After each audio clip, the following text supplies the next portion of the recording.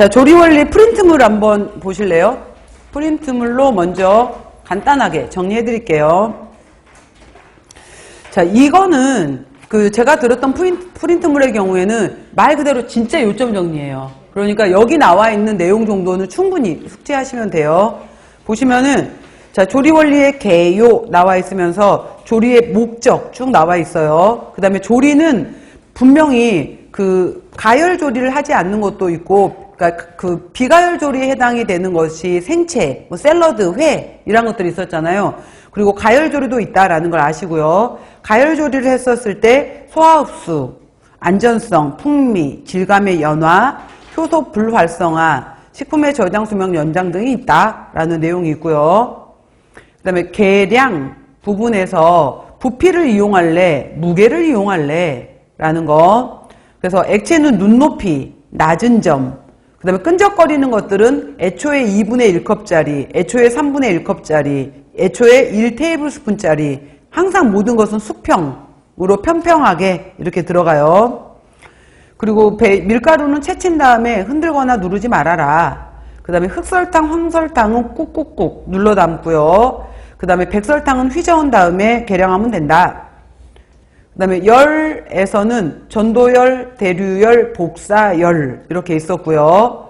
속도는 복사열이 제일 빨라요. 그 다음에 대류열, 전도열이었고요. 전자레인지는 마그네트론에 의한 극초단파였었고요. 사용 용기에 대한 제한이 있다. 금속 용기는 투과할 수 없어서 쓰면 안 된다 라고 했고요. 그 다음에 해동 같은 경우에 시간이 있을 때는 1일 전 냉장고 내 완만 해동이 가장 좋다. 적은 양이라면 전자레인지를 이용해도 되고 많은 양인데 시간이 없다. 그러면 흐르는 물, 유수해동도 있다. 대신 실온해동은 가능하면 피해라 라는 내용이 있었고요.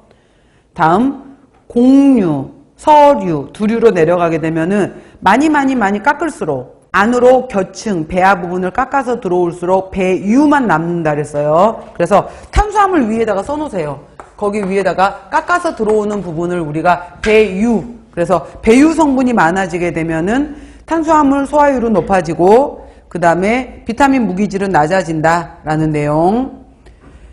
맵쌀하고 찹쌀이 있는데 맵쌀은 우리가 일반적으로 먹는 쌀, 여기는 아밀로즈가 20%, 찹쌀은 찰떡, 아밀로펙틴이 100% 이렇게 들어있었어요.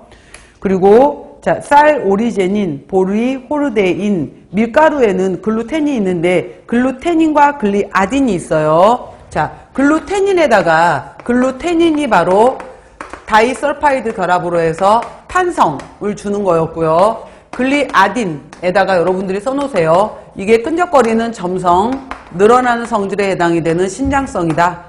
자, 글루테닌이 탄성, 글리아딘이 점성.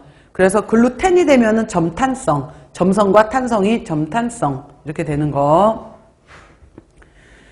자, 그 다음에 수세 씻어주고 수침 불려주고 그 다음에 물의 양에서 부피로는 손등 1.2배, 무게로는 1.5배 이란 말들이 있었고요. 넘기시고 그 다음에 자, 강불, 중불, 약불, 뜸들이기.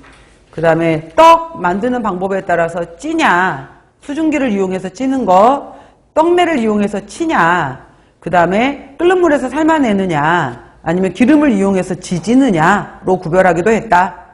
그 다음에 전부는 크게 5가지 원리가 있어요. 호화, 3번에 노화, 그 다음에 5번에 호정화, 6번에 당화, 7번에 겔화. 제가 밑줄로 해놨죠. 그래서 호화는 생전분에 물이 들어가게 되면서 콜로이드, 교질 상태로 되는 것을 우리가 호화라고 했다. 밥죽, 떡빵.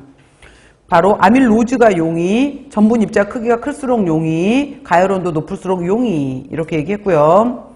베타화는 다시 익었던 것이 마치 처음처럼 다시 되도록 하려고 해 라고 했던 거였어요. 그래서 얘를 나는 방지하고 싶어. 그러면은 수분 함량을 조절하든지 냉동을 시켜버리든지 설탕을 좀 넣어주든지 유화제를 넣어줘라 이런 게 있었고요.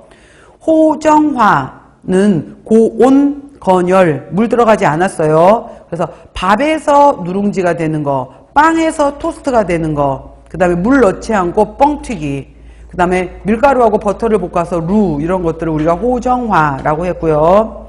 당화는 전분을 분해시켜서 효소나 산을 이용해서 분해시켜서 말토주나 포도당으로 쪼개서 단맛이 나게끔 하는 것을 당화라고 했다.